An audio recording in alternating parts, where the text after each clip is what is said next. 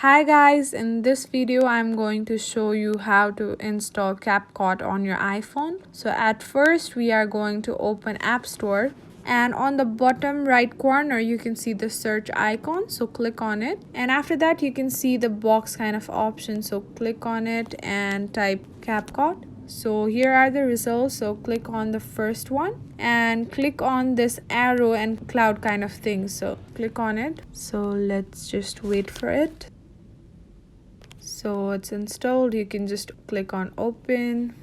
So terms of service and privacy policy, you can just click on accept it, and here you go, you have downloaded the app very easily, and now you can sign in with TikTok, Google, email, or Facebook, and with Apple, and you can use it very easily. Thank you so much for your time, guys.